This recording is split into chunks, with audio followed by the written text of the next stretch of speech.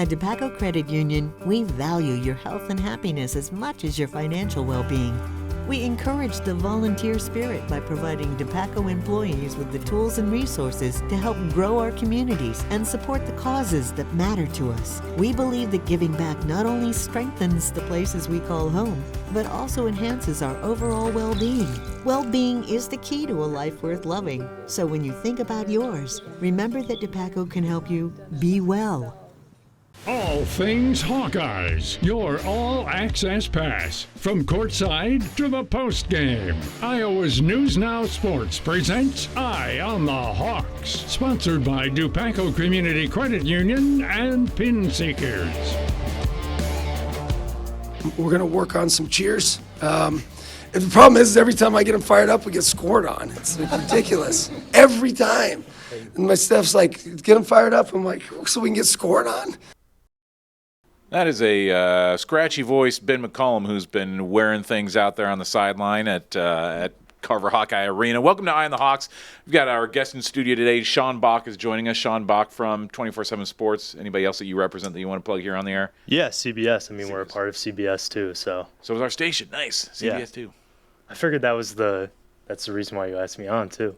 I mean, it wasn't really, but it works out nicely now that you're here. We like having the 247 guys out. Yeah, exactly. You guys are hard on the beat. You guys, at most games and stuff like that, and enjoy your stuff. So yeah. Honestly, you, Elliot, and David always do an excellent job and are boots on the ground, much more than a lot of people. So love having you out here and have your input. I remember I would talk to during the summer when the men had their availability, and I was like, wait, who are these guys out here? Do you know who these are? And you're like, yes. I was like, okay, good. Point me out who's who.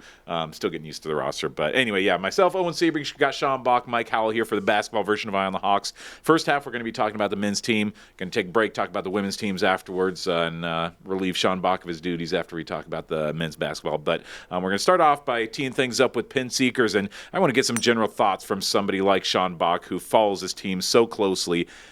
Just initial impressions on the Ben McCollum era with Hawkeye basketball and what you've seen out of him through 3 games. Yeah, I think it's been an interesting start. I think we've grown really accustomed, and Iowa fans have really grown accustomed to the Fran McCaffrey style of play. And going into that first game against Robert Morris, I think you're kind of thinking to yourself, we've seen what Ben McCollum teams have done. We've seen how they've played. We know the players. We know of the players. We know what their skill sets are.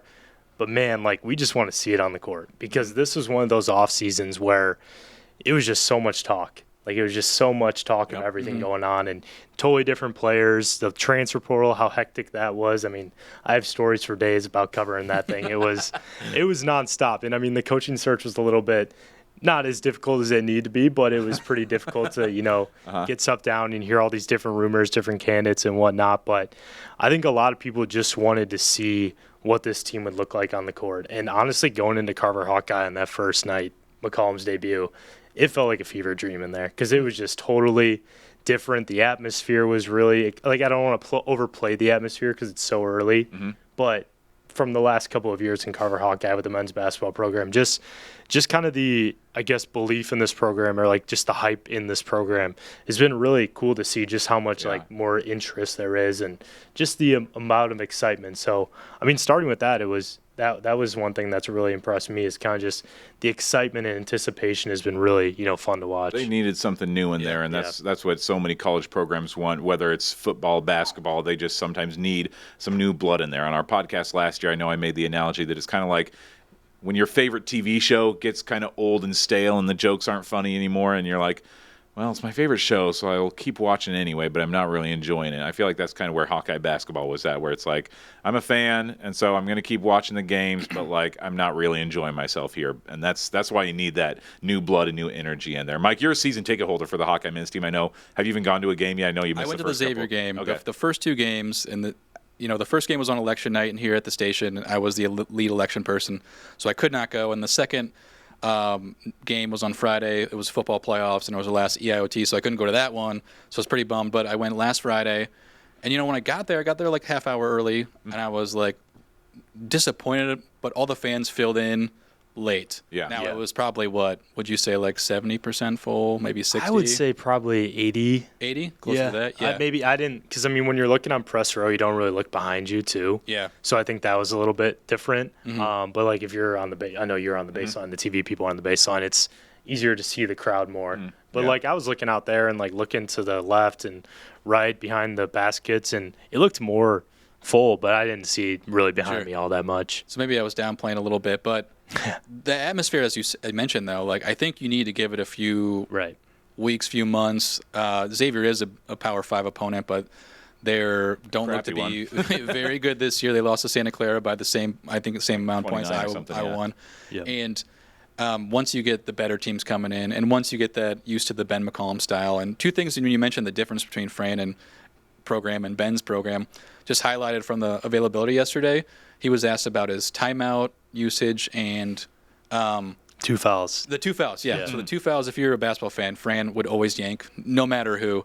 And Ben was like, "Oh, I don't really care." It depends on the person. If this person is a person who fouls, if it's Bennett, he said he had a player a couple years ago who had 4 fouls with 10 minutes left in the national title game, and he left him in, and the announcers were going crazy, like, can't believe he's still in the game, but he trusted him. And then for the timeouts, Fran would always, he'd use the one that you have to use in the first half, but he'd always use them for the last 2 minutes, and he's like, I'll use them whenever I feel like I need to get a point across. He even made a humble joke like, I'm not smart enough to cook up a good play in the last 2 minutes, which we all know is not true. Yeah. So just weird how it's so different to the last program. Yeah, it's funny that Jane Jensen got asked the same question yesterday about like how to handle the 2 timeouts, and she's kind of like, well, I mean, without saying it exactly, she's kind of like, if it's UNI, like whatever, like we'll let him ride. Who cares? If it's Baylor, probably might play things a little more close to the vest. So might see that with McCollum too. Yeah, I do think I was at the Robert Morris game shooting that one, and I am still a little disappointed because where I sit on the baseline, the main seats that I see are those brown ones that are kind of like back straight ahead of me, like kind of where the behind the student section. I'm like, man, those are just, at least for the women's games, have been just empty. I mean, it just seems like nobody's there. I don't know if the men's games have been different. Yeah, I mean, it's been like I said, it's been a decent crowd, but that's still kind of the one spot that stands out in terms of, empty seats. The bowls up high where the hoops are. Yeah, those are kind of still need to be filled in. Yeah. So, which, I mean, it'll come. Like, I mean, even that. Not the next 2 games, but. No. Probably not tonight against SEMO.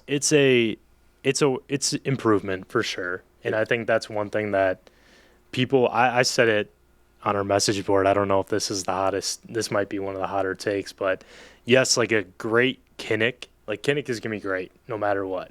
But when you have a full Carver and like it's loud in there, that place is.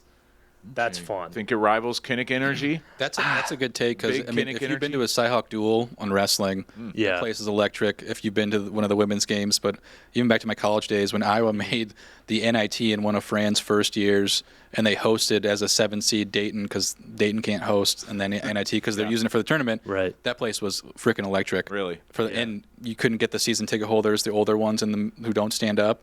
So like all the there were more energetic fans out, but it was like one of the best atmospheres I've been for a men's game. Wow. Right. Yeah, I was going to say I've been here since my first men's basketball season would have been 2021-22. Okay. And I'm like, I've probably seen some okay environments over there for men's games, but overall, not much. I came right after Luka Garza, and so there's just been not a whole lot to really get all that excited about. There was a couple, buzzer beater games or overtime games here and there that were a lot of fun, but still kind of waiting on that energy. It's interesting, this team in the preseason. So this year, I'm a Associated Press voter for the men's basketball top 25, and so I was trying to do a lot of like research on who people like, who people are thinking is going to be a possible ranked team in the preseason, and Iowa was just all over the map. One guy said that 12 Big Ten teams could make the NCAA tournament, and Iowa was not listed as one of them. But then other people are like, this might be, people were giving them top 25 love, in the preseason. So a lot of people just didn't know what to expect. Through 3 games, do you think that they've exceeded expectations? Have they just matched your expectations of what you'd see out of Ben McCollum in 3 games? Yeah, I'm not gonna try and quote Ben McCollum too hard here, but I do think it's a work in progress. I think there are some things with this team where you go, okay, the upside is there for them to be an NCAA tournament team, compete in the Big Ten because 1, they have Ben McCollum. 2, you have Bennett Sturts, who his ability to dictate the pace and the tempo of the game is incredible. Like, just the way that he never gets really sped up, never really slows down too much. But, I mean, his ability to change pace and make people better and, be efficient too. And you kind of look up at the scoreboard and you're like, holy cow, he has 21 points. Yeah, for like, real. He had a really quiet 21 points against Xavier. And him being the leading scorer, obviously it was a pretty balanced effort too. But, I mean, having that guard, like having that game-changing guard, Iowa really hasn't had one of those in quite some time, I think. And I think that's really one of the big differences with this team, too, is that you have a guy that can just dictate the tempo of the game and dictate, how things are run and just be so efficient and also make guys better around him because they have pieces that I think can really bring this team up to that extra level. Alvaro Filgares has been a really positive development because he's fun too. Love watching him play. Yeah, there were some concerns about him in the preseason. If you watched him in the U20 Eurobasket over in Greece this summer, he wasn't necessarily the most efficient playing with Spain, but that's also because he was playing out of system, wasn't really playing like Iowa was going to use him, and the whole structure of that team was off. So to see him, and he's a very emotional player too, and him coming off the bench, like people kind of expected him to be that main guy coming off the bench and, be that productive guy coming off the bench. And, just to see kind of he hasn't been as emotional, I think, as some people have expected him to be. And, he's been really poised. And McCollum has said throughout the year, like, that poise is, or that emotion, that, extra emotion is probably the worst and best part of his game because if you've played sports before, you kind of know, like, if you can get too riled up, that really takes, a toll on you eventually or, kind of, messes up your nervous system a little bit. And I think with Alvaro, he's really done a good job of kind of, playing in his role and being comfortable of, okay, I don't need to force the issue. Okay, I can, maintain like this steady, like a Bennett mindset almost, like a Bennett Sturts mindset of like kind of just maintaining this steady calmness, I guess. But he's been really just efficient on the offensive end. Like I said, not doing too much defensive end. He's been using his length. He's been rebounding. He's done a really good job of getting into passing lanes and getting deflections and being smart on that side of the floor. And like I said, just being efficient too because, man, like if he gets going, he can be a really good pick and pop and, screen guy for the handoff help guy for this offense too. And, that could be a really dynamic 1-2 punch for Iowa in the Big Ten. Yeah. I love their pick and pop style. They do that a lot. Yeah. It seemed against Xavier, and he was talking about it too. I don't know a whole lot of the ins and outs and inside baseball and basketball. I don't know why I said inside baseball, but Ben, I saw some stuff on Twitter, and then Ben mentioned it in this presser yesterday that they ran the same play like 5 times in a row and were just getting success through it. And, it was bringing the bigs up and having some pick and roll action like that. Let's bring up the schedule real quick, Erica, if you want to. You had those first 3 games, and initially you thought Xavier would be a good out, but obviously they're not going to be too hot this year. But that first, I think we'll know a lot more about this team in Palm Springs, California next week when they play Ole Miss, who made the tournament last year, beat Iowa State actually in the tournament. Gosh, forgot about that, yes. And looks to be a really solid team. But that is where I think we'll learn to see, it's Iowa's first Quad 1 opportunity, kind of what you have. And I was one of the fans who was kind of surprised Filgares didn't start, and I think we penciled in Hawson too to start, and he's actually not even getting that many minutes. But before we jump into the lineup talk, do you want to hear from Ben McCollum and from the last Friday night's win against Xavier? Let's play that soundbite. I thought our kids to start had a lot of slippage, we call it game slippage. I think they were excited about their first Power 5 competition. Had some uncharacteristic turnovers, just some missed execution things defensively. Calmed down after about that 8 to 10 minute stretch. And then, we're able to build a big lead. Second half, just kind of hung on. Probably should have been a little bit more impose your will that second half. But all in all, good game and proud of our guys. You said this team is a work in progress. Is that what we saw tonight? Oh, yeah, a major work in progress. A work in progress to the end of the season. But, it's whenever you take over something and you build it from kind of scratch, essentially, it's a lot of people are excited, which I am too. you have to make sure that part of that excitement is there's a long game to it too, where it's like, hey, there's going to be ebbs and flows to all of this, and that's the really fun part of it. If everything is just good, the good doesn't seem as good because there's never any bad, if that makes any sense. Yeah. And so it is going to be hard, and being good is hard, and that's what makes it fun. But, if we don't have everybody invested in this thing, we can't get it to where we want to get it to, and I'd love to be able to do that. Just a couple numbers I do want to point out with Bennett Sturtz as I was kind of looking through some of the box scores. Right now he's averaging 21 points a game. He's third in the Big Ten in scoring. It's early, but it's right now 2 points more than he averaged last season at Drake. The last 2 games, he's played all 40 minutes. I didn't realize this, both against Xavier and Western Illinois. Assuming there's not a glitch in the box score, he played all 40 minutes of those games? He's not going to leave the court. Like, he was cramping. He was cramping with, 8 minutes left. Mike, did you see that where he was kind of, I missed that, actually. Yeah, he was cramping with, 5 minutes left, and the game was already decided. And he was fine. I asked McCollum after if it was cramps or what it was, and he goes, yeah, he could play 40 minutes again tomorrow if we really want to. It's just insane that amount of minutes he plays every night. And the first game, did he just come out? Was there any reason for that? So he played 35 minutes in the first game, so I don't know if it was just because it was getting the backups in. But he was first in the country in minutes percentage last year. Okay. Percent minutes of team, played total. This year he's 5th. Wow. So he's a little behind schedule in terms of that. Yeah. So is that the case? You think that even just looking at some of the weakness of the non-conference schedule, we've got Chicago State coming up. Will he play all 40 minutes against the Chicago State if they're up by 40 points? Well, so the thing with this too is with the NCAA tournament now, you have to dominate some of these teams. Yeah. And I think with Chicago State, they should be able to dominate them pretty well. But SEMO offers a little bit of a tougher test today, which, I'm not saying it's going to be a close game, but I think SEMO does some things offensively and defensively that you have to have Bennett Sturtz in the game for an extended amount of time. Not necessarily all 40 minutes, but I think one of the other things, too, is this was one of the big talking points this offseason is the lack of guard play alongside of Bennett. Because that's one of the big concerns that they had coming into this year is we don't really have that true secondary, not just ball handler, but ball handler and also a guy who can create and score. Cale Combs, I would say, is not necessarily an elite ball handler. I don't think he's an elite creator either. He doesn't just have a lot of shift to him and is a guy that's going to draw a ton of attention for defenses.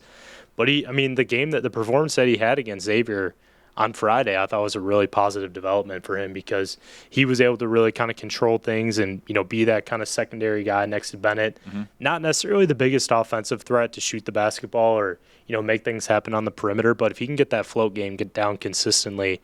And, I thought he was a pretty good on-ball defender, too. That's one of the big question marks, I think, with him last year. He was more of kind of that swing man, more like a guy that's, defending guys off the ball and kind of guys that are hiding a little bit in the corner, like shooters. But this year he seems to be a lot more confident in terms of being kind of that on-ball presence and being kind of that guy that, can really disrupt the flow of the offense for opponents. Yeah. Before we get to a few more questions, just something to get Pin Seekers again for helping us tee things off today for the Eye on the Hawks podcast, second basketball edition that we've done this year.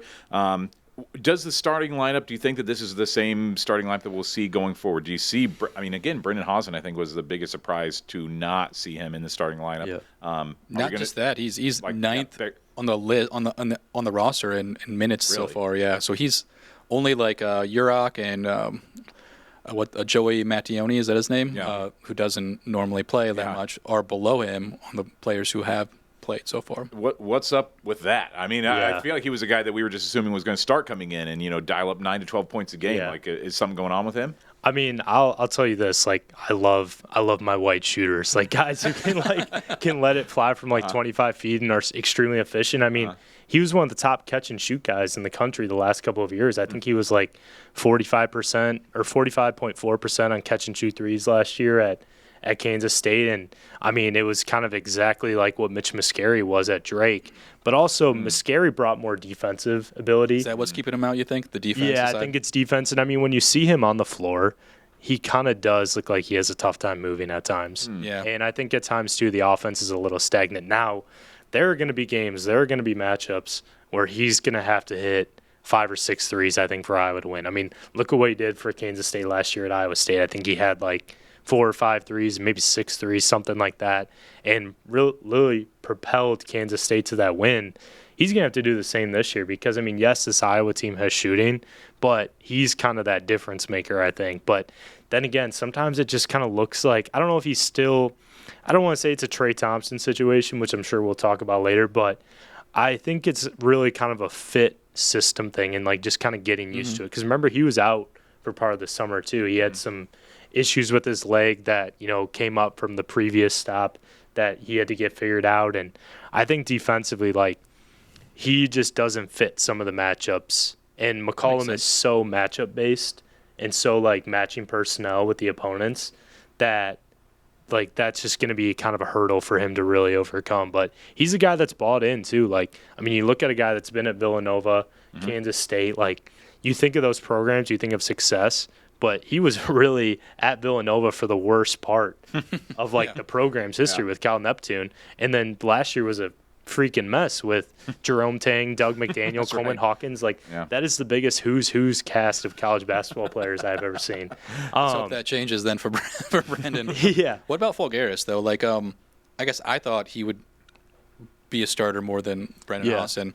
But maybe I judged this wrong, but on Friday night, Isaiah Howard got pulled off after a foul that was boneheaded decision, and then maybe a couple turnovers. 3 turnovers on, like, the first 4 or 5 possessions, I think. So I'm wondering do you see that this week changing at all? If he goes back to the bench, or do you think it just stays the same? Yeah, I'll tell you this. So Howard has really stepped up in kind of that secondary, like, ball handler role. That's not necessarily his true role, but that's a role that he's really, gotten more comfortable playing in and gotten more comfortable being in. Because he was more kind of that wing, like, third option within the offense and at Drake, or kind of that third pass, not necessarily a guy that put the ball on the floor a lot. But he's been doing a really good job, I think, of putting the ball on the floor and being more comfortable attacking off the dribble. And I think that's one thing that this Iowa staff really wanted. And also, he kind of brings more defensive versatility than, say, a Cale Combs, because I think he can guard, bigger wings, more athletic wings, and also guys who can put the ball in the deck a little bit more as quicker guards. But in terms of Alvaro, I think that's one that's going to come in due time because he's been a really nice spark plug coming off the bench. But I think Tavion Banks kind of gives you that more defensive versatility too. And I think they want to have Cam Manyao kind of impose his will a little bit more down low because as much as he, like, is a big role on this team, his minute percentage isn't really high. I was noticing that too. I think he's 8th on the list. Yeah, he had a big issue last year. I think he averaged like 7 fouls committed per 40 minutes. Wow, so that's not a good trend to have.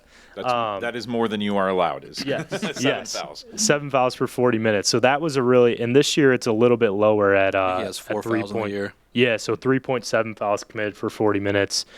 But I think there's just some times, too, where it looks like McCollum really gets on him for certain things. I don't know if that's, not being able, like, missing a defensive rotation or something with the offense. Like, because he's not – one of the things that was a big concern with Cam this year was finishing against length because he's 6'9".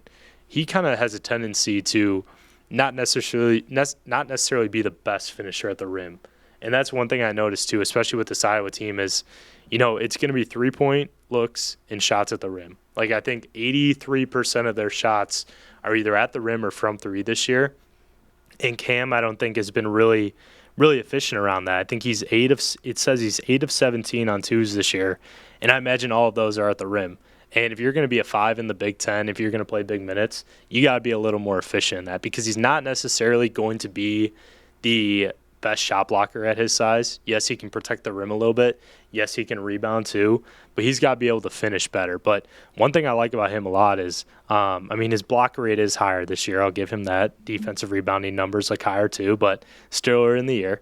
One thing I love about Cam is like his ability to like just move his hips and how quick he can get out of when he's rolling screens, and he can put the ball on the floor a little bit too after the catch. And I think that's really, rare in a 5-man with his size too, and just how kind of like how nimble he is. And he's really good at guarding ball screens too. That's one thing that they really like him at. They kind of like the angles that he takes with ball screen coverage, and that makes a real difference in the defense as well. You mentioned Trey Thompson earlier. I mean, we haven't seen this guy on the floor yet, have we? Yeah. I mean, is this somebody that, are we going to see him much this year outside of just some garbage time minutes, or, what's his situation? situation. I thought we'd maybe see a little bit more of him in the first 3 games. Yeah, no, that's a really interesting situation because I think a lot of people are overreacting to it a little bit. I think he's going to have an impact in due time because he's such a good shooter. He's such a good, offensive player. He understands spacing. He's a good rebounder. And like I said, his spacing and just his ability to shoot the three is fantastic. But he's a little bit stepped behind in terms of defensive play. Mm-hmm. And that's such a big focus for McCollum. And that's kind of why Housen's a little behind too is, he's just not there defensively right now. He doesn't really have that, and he also, like McCollum mentioned this every time too, is he didn't really have a summer. Yeah. Like he joined the team in July. Brendan. Yeah. He joined the team. Brendan had a little bit more of a summer, like he was able to do on-court stuff, but Thompson joined the program in July and wasn't able to do anything on the court until school started, right? Yeah, like late August. So there's a bit of an adjustment there, and I mean that system's unique too. Like it took Cooper Koch a long time to figure things out this summer. Like I don't think he really got it until end of July in terms of defense. Like I got to be physical here. Like got to do certain things here. Like different principles here, but also just like McCollum's offensive style is just so unique to what he's probably used to, and just kind of the system and what they expect. So I think that's probably the issue that Trey Thompson's ran into. But one of the things that I've always talked about too, or always thought in the back of my head, is unless you're the elite of the elite, it's really hard to reclassify. Yeah. When you should be a high school senior. In like high school, yeah. Cooper Flagg was probably the only one at the top of my head that did it successfully his first year. Because there's been a lot of other. I remember Indiana had Christian Lander, 5-star point guard, a couple years ago who reclassified, and he ended up his career at like Western Kentucky or something. Like it's a hard thing to do. That's true. I still think can you get a couple minutes at the end of the Robert Morris 101 69 game? Maybe against Chicago State. He'll get this in. is one of the big things too that I've really come to appreciate with McCollum is he is so picky when it comes to recruiting guys, not just from a fit standpoint, but from a culture standpoint. Like you hear this all the time with schools, but McCollum really, really preaches it. And I think having a guy like Trey Thompson who is just totally like, yeah, I'm mad, like I want to play, but he understands. Like, and he wants to not necessarily, he realizes like, hey, there's a plan for me. There's something in the works for me. Like I'm going to get there eventually. It's just going to take time. And he's able to really buy into that. And that's something that, McCollum's really able to sniff out well in the recruiting process and in the transfer portal process, because there were guys that they wanted to come to Iowa through high school, through the transfer portal, that because the fit just wasn't there from a culture standpoint, just like the buy-in standpoint, that McCollum was like, nope, you're good. And I remember he told me in the summer when I was down in Kansas City for an AAU tournament, he goes, one bad personality or one bad kind of, not kid, but like just one bad personality can really just ruin the whole mindset of your team. It's true. So that just that mindset, I think, is something that, Trey Thompson really, McCollum does a really good job of recruiting to, but also Trey Thompson really has that. And the two freshmen that have played, though, have really impressed me. I didn't expect much out of Trevin Urach and Tate Sage. I didn't know what to expect, but when they do get in, they seem like older guys when they're on the floor. At least to me, when one of the post moves that Trevin made against Xavier, it was just like that looked like a veteran move, and he was almost going to your alma mater up in Cedar Falls. It's killing me not to see him over at the He McLeod looked pretty Center good. playing. Yeah, He was going to Obviously be a lot to grow, and he's a little slower for a Big Ten big, but I'm sure. Just a little work. Is he maybe the type of? I was just trying to think of this guy's name today. From a couple years ago, the kid that had transferred from North Dakota. Philip Rebracha? Rebracha, yes, Philip Rebracha. A little bigger. Is he? Okay. A little thicker, I guess. Yeah. And Philip, Philip, was thin. Yeah, Urach has a good motor, but Rebracha was just like that dude. If you're in like the back of the alley with that guy, like that's a guy you want in the back of the alley. I don't know. Like I think Trevin has kind of that demeanor, but like Philip showed it a lot more. Yeah. But yeah, Urach's been awesome. I mean, that kind of ascension that he had, let me think, not this past summer, but the summer before, was really, really a positive development for him. I mean, he had 5 or 6 Big East schools, Big Ten schools that were looking at him that weekend before he kind of blew up or that weekend when he did blow up, but he ended up committing to UNI before that tournament that he had. Mm-hmm. Yeah, and then ultimately. But it's not quite as much of a painful transfer as when Doug McDermott went over to Creighton. That really is one that Panther fans still remember, a decade plus later. But nevertheless, it's tough. I mean, he seems like a good kid, so rooting for him at Iowa, but just would love to see him in some purple and gold still. Speaking of recruits, I mean, I know that Ethan's maybe more the guy that's, Elliot's more the guy who's going to be covering the recruiting stuff. But me for basketball, actually, that's you are still doing the basketball. So basketball recruiting's been kind of my big niche, and basketball in general. So you're the guy to talk to about Ethan Harris and, and what he's going to be to this program. Yeah, give us a little bit of a rundown on what we can see out of this kid who I had Mike put in our notes here that he chose Iowa over Gonzaga and Washington. I mean, is this a pretty big pickup for Iowa? Oh, yeah, it's awesome. He's another one of those culture guys. Like I said it throughout his recruiting process is that it's a Trey Thompson-like recruitment where not only you get a guy who's that heavily coveted, but you get a guy who is in a area of the country that you think to yourself, no way Iowa's going to get this kid. Trey Thompson, he had Purdue, Tennessee. People thought he was going to Purdue for the longest time. Like, that was all the chatter. He then blew up on the Adidas circuit this past spring. And then, Iowa ends up getting a massive win there.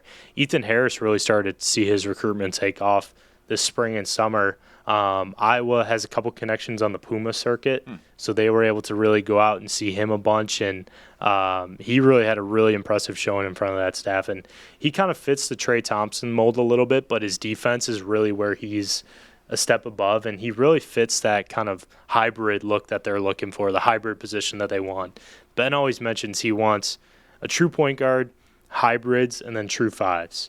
So Ethan kind of fits that, not necessarily a 2, but he's more of like a 3-4 type. But his defensive versatility is something that they're really excited about. He can also shoot the ball very, very well. He's got to add on a little muscle to his frame, but he stands at like 6'8", really just kind of that all-around kind of culture kid, like program-type kid that's going to develop in due time. I know people have thrown out the Aaron White comparisons because he's a 6'8" redhead. But he can shoot the ball really well. He can put the ball on the floor. He was a point guard. I think he had a really nice growth spurt when early in high school. So he's got some guard skills to him. He rebounds. Like I said, what McCollum mentioned yesterday, he defends 1 through 4, and having that defensive versatility, I mean, that's going to get you on the floor. I mean, that's a big reason why Tavion Banks plays as much as he does, as well as Tavion's athleticism and improving offensive prowess. But Ethan's a really good player, and they put the biggest premium on shooting. It's like that's a very important factor with the guys that they want. Not saying it's everything, but if you have guys that can space the floor, but are not only shooters, but also defenders and guys who can defend different positions, defend multiple guys, put the ball on the floor, like play within flow of the offense, and just kind of be that high energy, like you're going to be a really nice fit. For what McCollum wants. And, it's impressive, too, because you look at the roster, and they have a bunch of guys that are kind of the same mold as Ethan, and you kind of think to yourself, man, like this is just a log jam at that spot, and all these guys are so young. But Ethan is really going to be able to work well off those guys because of how McCollum's system works. And I hate to keep, bringing up the last regime, but I think if you look at that system compared to how these guys are going to play in this system, the fit with Ethan and all these guys, even if there's a long jam, makes a lot more sense because, like I said, they're going to be able to play off each other well. They have, very complementary skill sets that I think are going to really suit each other well. And, man, defensively, I think there's going to be some really good lineups that you could throw out there too. But, yeah, Ethan's going to be a really exciting prospect to watch. I mean, the ceiling's really high with him. Like I said, anytime you can shoot the ball, you're going to get some pretty good looks, especially at that size. But his ability to rebound, his ability to, guard multiple positions and, kind of be that high floor, high upside guy, and just a really nice culture fit makes this an even stronger win for Iowa. Anybody else that's jumping out at you as either a recruit that's going to be coming in or that Iowa's close to getting? Maybe a true 1 or a true 5? That's been the big. So in 2027, they're going after a number of, highly sought after guys at the point guard position. They're going after a 5-star in Caden Dowdtree out of Florida. And then they're also going after a pretty high 4-star in Tyrone Jameson out of Louisiana. The staff went, so I think it was a couple weekends ago, the staff had visitors for the football game, which they do every weekend. And then Saturday night, they flew out to Louisiana and then Florida to see Jameson and Daughtry. And those are guys that, like, some big-time programs are going to be going after.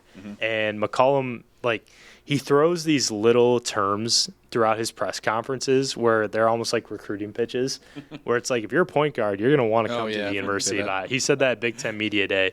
And that weekend, I think they were having, like, they had a couple other guard targets on campus that weekend, and four-star Jackson Davis, who's kind of from my neck of the woods a little bit. Not necessarily, he's an hour north. But Remind me your neck of the woods? so I'm from Chicago suburbs, so western suburbs, like Western Springs, Hinsdale. But so his high school played my high school, Bennett, in the state championship. We ended up winning, so I had to give him a little grief when I talked to Go fighting. What are you guys at Bennett? Red Wings. Go Red Wings. Yep, Red Wings. Fly, Wings, fly. But so they're going hard after Jackson Davis, who was Mr. Basketball in the state of Illinois as a sophomore. Really good lead guard. That's 27. Yep, 27. He was Mr. Basketball as a sophomore? As a sophomore, In Illinois? Yep. Impressive. Yep. Holy cow. Yeah, he's a really good talent. Wow. And then Chase Richardson, another guy who they're going after pretty hard out of Texas, which is another region where you're kind of like, man, like this yeah, it's really not a place that you go to often.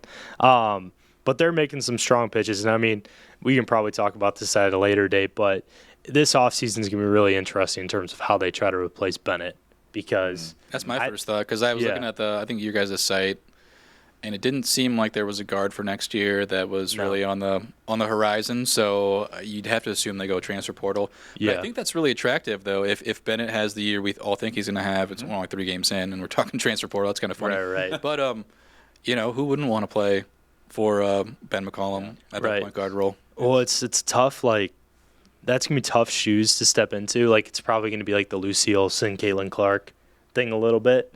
But yeah, I mean, I don't know if it's going to be a committee approach, because I think they just need more depth at the guard spot, like in general. Yeah. Because they really went hard on a guy this past summer, right, who went to one of the East Coast schools. Yeah, so there's a couple of guys that they were really in on. Kyan Evans, who went to North Carolina, they were really in on. Jaden Dawson, who ended up going to Kansas. And then Nick Lewis, who is a freshman who is at VCU starting. That's the one I was thinking of, I think. So it was a little bit of an interesting situation there that they weren't able to get him. But then again, it kind of goes to show just how picky Mac is. But I'm not, like, I don't want to guess, like, the coach's son thing up too much. But I think Peyton McCollum's going to be a good player in due time. Okay. Really? I think he's going to be a really good spot minute player guy. I'm not necessarily saying he's going to be your starting lead guard, but I think he could be a really good contributor and play some spot minutes, and, you know, especially with what he brings on the defensive end. And offensively, too, I think he's got a pretty good shooting ability. And, you know, I think, like, just being kind of a coach's kid, that's going to help him, too, and just kind of knowing and understanding the system. Getting the kids from so far away is, like, where the Iowa women have started to really, like, make hay and do some good things. Like, they've got, you know, they got Addie Deal and now coming in with McKenna Velichko from California. They got Layla Hayes from Alaska. Yep, Layla Hayes from Alaska. Ava Hayden from Oregon. Like, now that you're able to kind of expand your recruiting footprint, and somebody from the PNW can see, hey, somebody from out here can do well at Iowa. Like, maybe I belong out there too. Like, that's so huge for the program to start to expand and be able to make your name in different parts of the country outside of just Central Standard Time. Before we start wrapping things up with you, Sean, so again, AP voter this year. I'm kind of waiting it out because Iowa does not have a lot of, like, real high-quality non-conference games this season.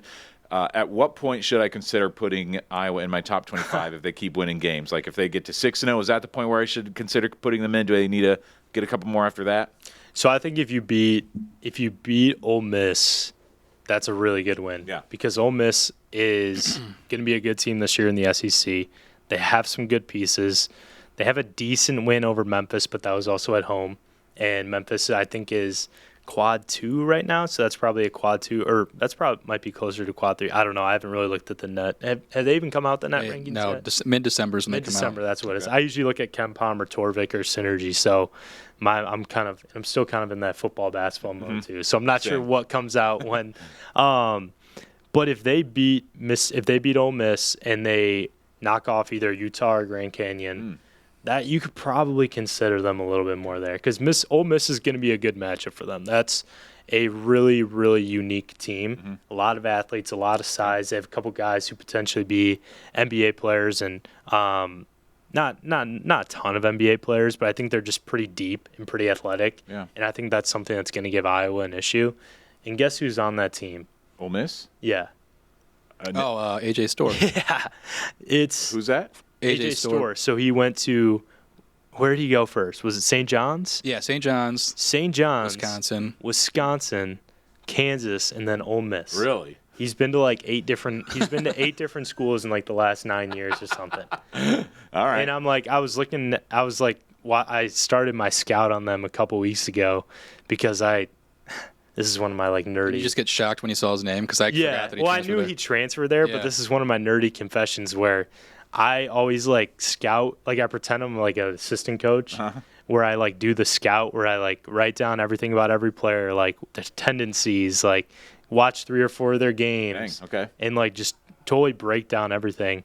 And I'm looking at Ole Miss, and I knew AJ Storr transferred there, and I'm like, okay, when the ball sticks at this spot in the offense, that's how I knew it was AJ Storr. Because I was don't get me wrong, good player, good kid, whatever, but he just has a knack for just kind of being a ball dominant guy. But they have, that's gonna be a really interesting matchup because I think, like I said, from a athlete standpoint, athleticism and length, and I think that's gonna give Iowa some issues. And I think they have a couple guys on that team who I can't remember his name. It's a French name. Ilias Kamerdine. He's kind of almost like a Tyrese Halliburton type, he's a little shorter at 6'5". He's gonna be a really tough matchup, or a really interesting matchup for Iowa. Could throw different looks at him.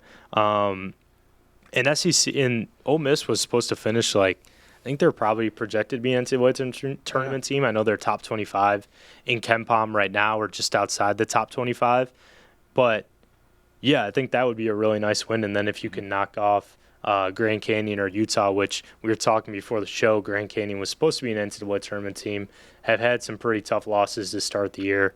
But they have a couple, high major transfers and a couple guys from the Ivy League, especially one that the previous staff was going after a couple years ago. So those would be some 2 pretty solid wins, I think. Yes, maybe you could wait for that Iowa State game, but you could wait. Iowa plays Michigan State the next week. Yeah. That's right. I forgot about that. In the Breslin Center, so that you could wait a week after the Ole Miss game, I think. So if they go 2-0 and they beat Michigan State, which I don't know if they're going to beat Michigan State, but Michigan State always kind of has a little bit lulls early on in the year. I think you could maybe put them in, but I think if they go 2-0 up in Palm Springs, I think that's a.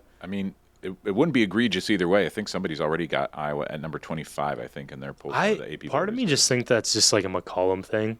People are just there's a lot of people that do. They have Bennett Sturts, yep. Because there were some people who were just totally I was looking at the Big Ten media preseason poll. One guy had him at 4th, and another guy had him at 16th. And the guy's rationale for 4th was, it's Ben McCollum, Bennett Sturts. They did it before. Yeah. It's going to be fine. Exactly. They're going to be fine. But then the 16th guy was all these guys are transferring up. I don't know. It's a lot of. It's a big adjustment. You've got a lot of, what do you call it at the basketball level? Is it still group, not FCS, but group of 5? Or Power 5, yeah, because the Big East is lumped in there. Well, that's what I mean. Is it what are the tier below that? I always say for basketball, I always say high major or mid major. Oh, yeah, good point. I'll say Power 4 for football, and then high major for basketball, just so I don't get Power 5 confused. Mid major, that's the thing. Switching Power 4 and Power 5 is confusing. So I think your way is better. So mid major is a basketball term. We need to bring the Bracket Buster games back to so we can call them Bracket Buster teams again. So, all right, well, we'll wrap it up with Sean Bock. He's taken up enough of his day spending time with us, and so then we'll come back. We're going to take a quick break here on Eye on the Hawks and come back. Mike and I are going to break down what we've seen out of the women's team so far. We'll be right back. At DePaco Credit Union, we value your health and happiness as much as your financial well-being. We encourage the volunteer spirit by providing DePaco employees with the tools and resources to help grow our communities and support the causes that matter to us. We believe that giving back not only strengthens the places we call home, but also enhances our overall well-being. Well-being is the key to a life worth loving. So when you think about yours, remember that DePaco can help you be well. Welcome back to the Eye on the Hawks podcast inside of the DePacu studio. Owen Sebring and Mike Howell. We just bid farewell to Sean Bock, who helped us out with the men's basketball podcast. Now, briefly, Mike and I are going to be talking about the women's team off to a 4-0 start. 3-0 in the Missouri Valley Conference are the Iowa Hawkeyes right now. Last couple wins over Drake and UNI, a couple of in-state wins.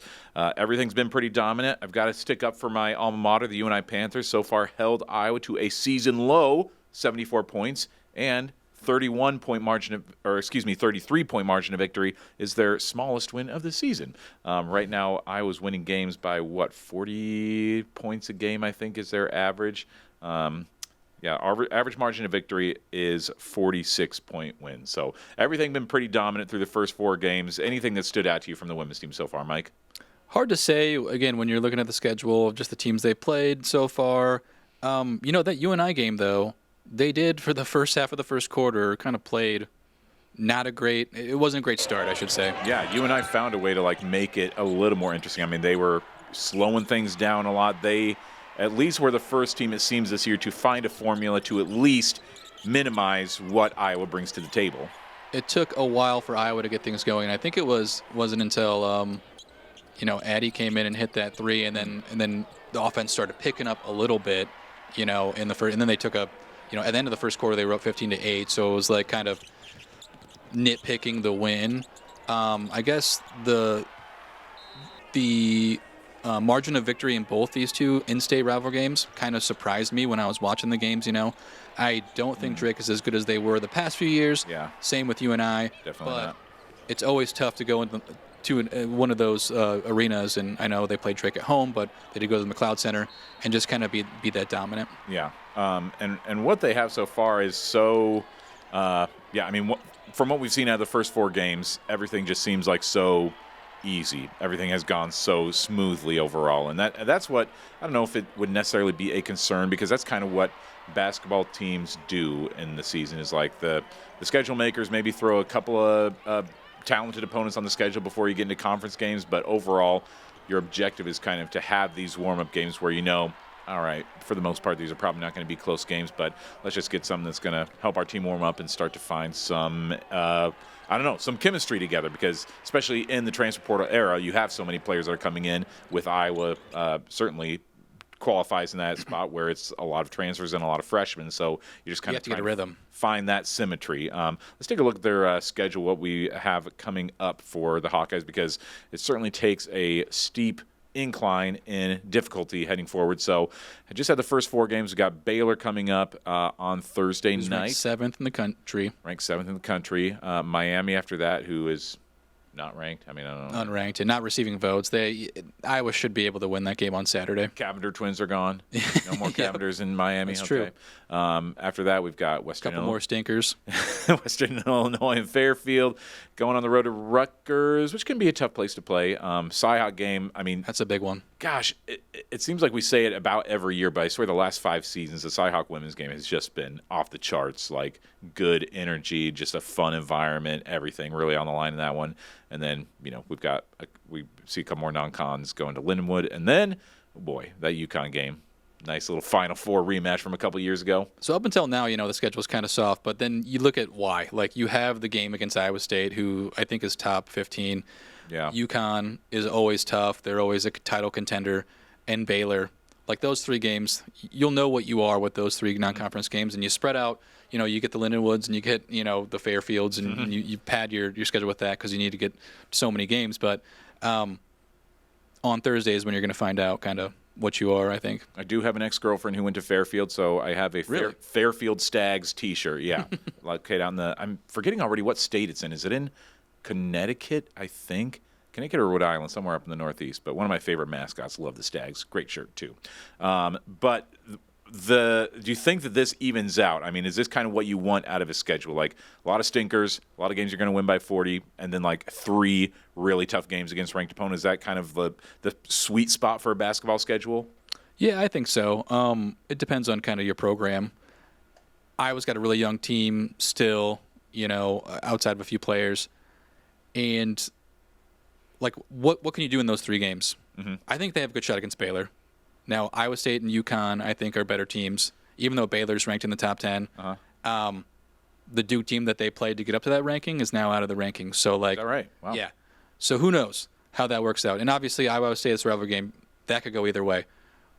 But could you go 2-1 as opposed to 1-3 or 0-3, or 1-2 and 0-3? What was the data you were telling me off the air that had a projection of Iowa winning this game against Baylor? So I was shocked. I was just looking up the schedule, Baylor's schedule the other day, and on ESPN Predictor, according to ESPN Analytics, they're predicting Iowa to win at the 68% clip, which I thought was interesting just because Baylor's 10 spots higher in the polls. They've played a few close games. We have a mutual opponent coming up because Baylor also played Lindenwood, won that game by 13. They only beat UNLV by 8, so hard to say what to expect out of this Baylor team that right now is 7th in the country, probably mostly just coming off of preseason polls. I mean, Talia Scott averaging 24 points a game, so you got one of the better scorers in the country on that team. I think she's 7th in the country in scoring. Bella Fauntleroy, there's a name for you. 14 points a game. They beat Duke by 6 in Paris in the opener. So France? Yeah. They played a game in Paris, France? Just open the season. Dang, dude, that's sweet. I kind of remember, did Notre Dame play a game there last year? Yeah, there was another game too. Yeah, that's a sweet idea, man. Will Iowa ever go to Paris for a women's basketball game? If Caitlin Clark was on the roster, they for sure would make that happen. Would they let me go to that game and cover it? You could always ask. Would Sinclair let Owen Sebring go international to Paris, France? Well, we did have a chance this week to talk to Jensen just about the schedule, where we have 4 really cupcake opponents.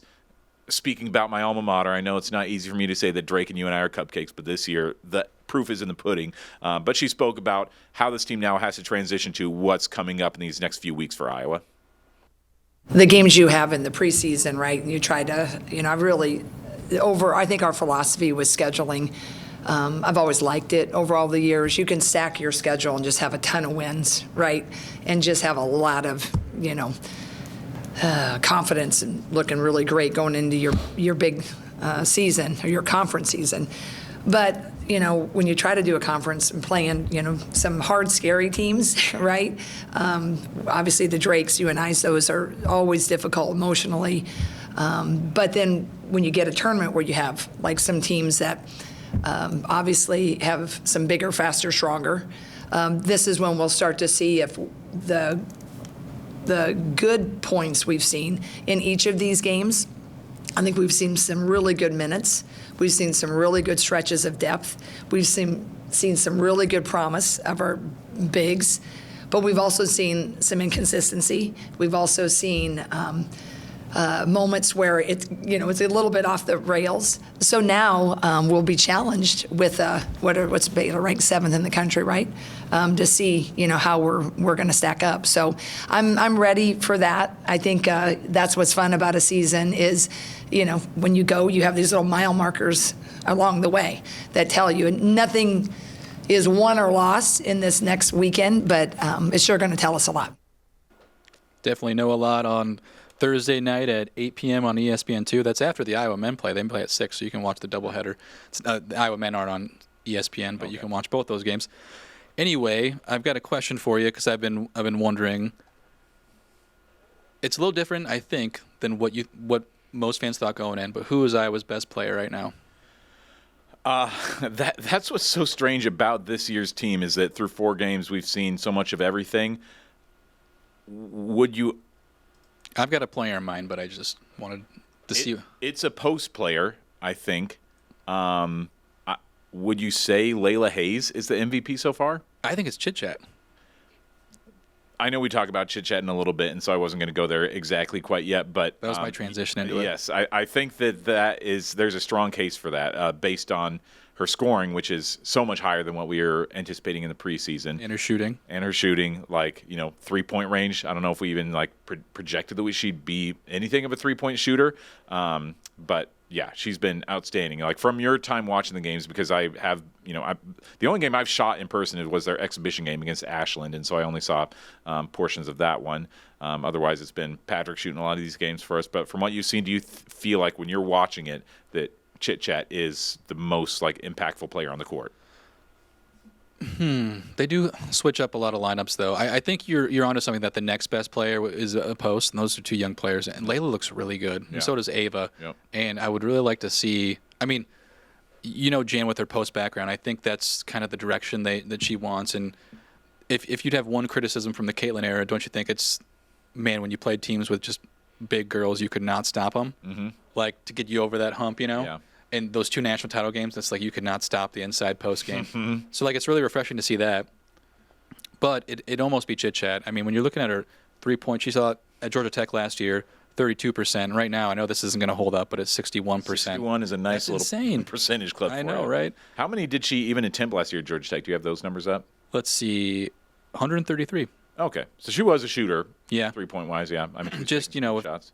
32, the percentages on a shooter is so weird. I think once you get closer to 30, it's like, all right, you're not as great as a shooter. But when you get closer to 40, that's when you become one of those 3-point shooters. But no, she's been really impressive, and I didn't know what to expect coming in because I haven't watched a lot of other than Iowa or Big Ten college basketball. Another player, too, is Emily Rodriguez. She seems like a legit bucket getter. Yeah, she was outstanding in their exhibition game against Ashland, and since then, another player that maybe we didn't talk enough about in the preseason with, like, I think we talked about the most impactful 8 players on the roster, and we didn't know, is Emily one of those 8, or is she just on the outside looking in or inside looking out?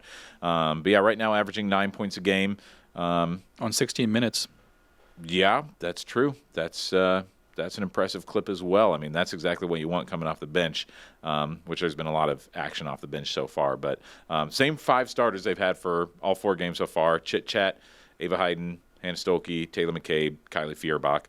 And somebody like Kylie. Kylie's only averaging 4 points a game right now. I know she's more of a defensive presence in the lineup. You got Taylor averaging 7 points a game.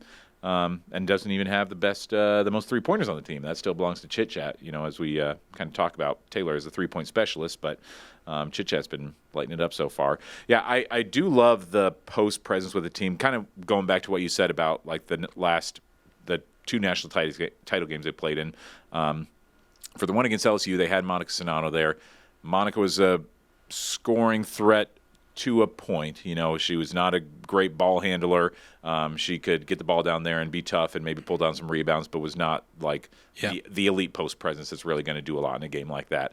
And then the next year, you had Hannah Stolke, who was a true sophomore, trying to bang down there with Camila Cardoso, and that just was not going to go well for a 20-year-old Hannah Stolke. But now that's what this team seems to be building again. There were like 3 years of like, oh man, post is like where this team is like at its weakest point. But this year you got to think the post is like their strongest position group right now, wouldn't you say? I would say, yeah. Yeah. And, I think with that and Chit-Chat playing as well as she has, it's almost welcome for the Addie deal, whoever one thought would just be a pencil-in starter. Like, I feel like it puts some pressure off of her. She doesn't have to do. It's true. She doesn't have to, like, shoulder the scoring load. And, she gets to ease into her freshman year. And even though she's a highly rated recruit, that doesn't always translate to instant success as a freshman. So I'm kind of happy about that. Maybe, I do think she'll get there eventually in her career, obviously. And maybe later this year. I mean, we saw it from Ava Hayden, where she didn't come in last year and totally dominate. It was about midway season before things started clicking. Yes. So once Big Ten play, if you can get Addie playing some real, more minutes and playing a lot better, like that'd be a huge positive for this team. Yeah, and before we get to the rest of the roster, let's hear from Jan and Layla Hayes. Yesterday we had a chance to speak with them about Chit-Chat, about a few other things on the team, but talking about just the emergence that we've seen out of Chit-Chat Wright this season. Yeah, I feel like she kind of like found a little more confidence in the summer. Also, I know Hannah was talking about just talking to her, be like, yeah, you shoot that shot, like you know you can make it. Just giving her that confidence too, I think helps her a lot. What I've seen in practice is she's pretty doggone good at most every skill. Her floaters, getting to the rim. I mean, sometimes she's going to get whacked. I mean, she's small, but she just gets back up, and then she's not going to do that again, right? But she can, she knows how to use that size. And I think that she has grown with that. There'll be times in practice, though, either myself or Coach Lysandra Barrett will go over and be like, you don't have any shots in this 8 minutes. You need to do something about that. Okay. And then just boom. So I thought yesterday after I think maybe Lysandra, I don't think she shot much that first quarter. And there was a little jog of her memory, and she was like, all right. So that's going to be huge moving forward. Yeah, it just stuck out to me in the preseason. I remember Jan saying this specifically about Chit-Chat, that she's a great player, great teammate, great distributor, but what she said, I think almost verbatim, was that she is pass first, all capital letters in big bold, like she is a pass first, unselfish player, which is great, but Iowa's a program that's not really the role that they want their point guard to play. They want their point guard to be somebody who distributes but also can be a scoring threat as well. And so you heard Jane talking about these conversations they're having with Chit-Chat, and seems like that really has come on quickly. She's taken those lessons and really run with it in the first 4 games. Yeah, 100%. And just bringing these two topics together, Chit-Chat and the schedule, you mentioned, Chit-Chat and the post being two of the best parts of this team. Mm-hmm. Doesn't that set up for an awesome night in the Cy-Hawk series with Audie Crooks against the young post? That's and true. Then Jada Williams has been playing awesome for Iowa State, too. Yeah. So, that matchup again, and the point guards is going to be interesting to see, too. Man, I can't wait for that matchup. Honestly, I've just been thinking about that already, having watched a little bit of Audie, and she has just been destroying these non-conference games that they've been playing, and it's just not funny. But Iowa has always played really well against Audie. They really have shut her down in the couple of times they've played her so far, and so I'm really excited to see Ava and Layla, two athletic bigs, go up against her. And it's a little different than when you're playing against Valpo bigs. 100%. Who knows if Audie Crooks can put up some of those same numbers. Yeah, I think that with regards to the rest of the roster, he spoke about Addie D a little bit before. I think that my only hope coming into this year, because I remember seeing Britt Prince last year for Nebraska be such a difference maker for Nebraska right away, and put up some big numbers, even against Iowa, did really well. And so I think that I and probably a lot of Hawkeye fans were hoping to see that same kind of production. Do you think right now she's averaging 6 points a game through the first 4?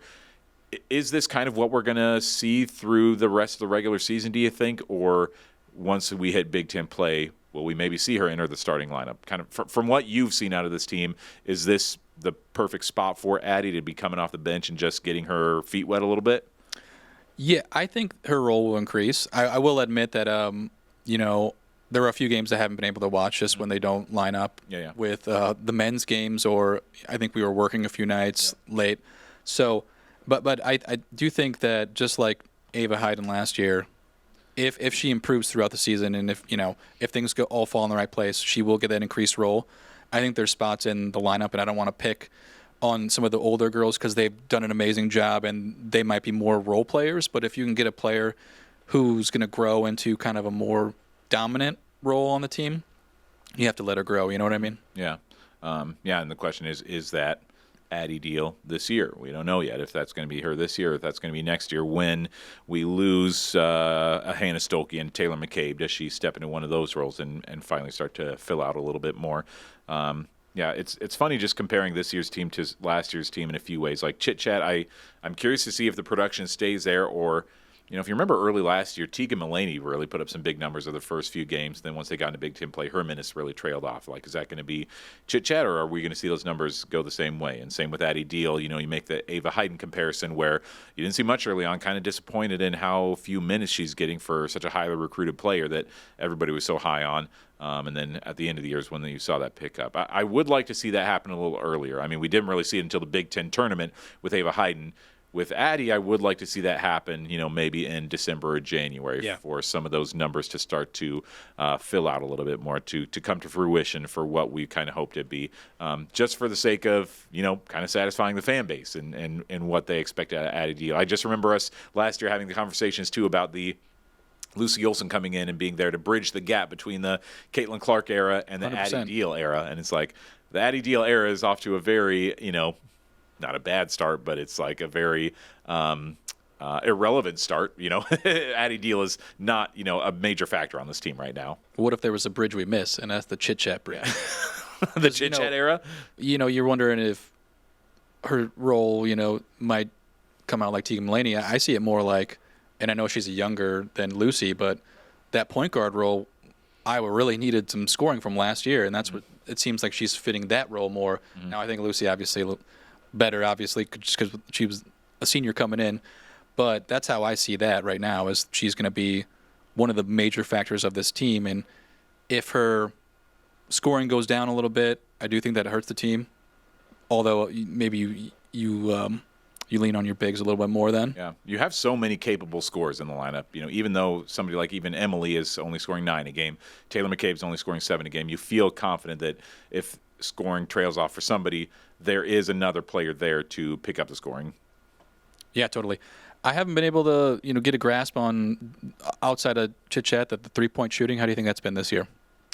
I feel like we're going to see a lot less of it than seasons past. Not even just saying, Caitlin Clark obviously shot a lot of threes, and so even outside of that, I think that we just won't see nearly as many going down because Taylor McCabe is obviously a very capable three-point shooter. Everyone knows that. Exactly. And there's been conversations about wanting to flesh out her game a little bit more and have her do a little bit more, maybe driving to the hoop. And so we maybe don't see her shooting as much.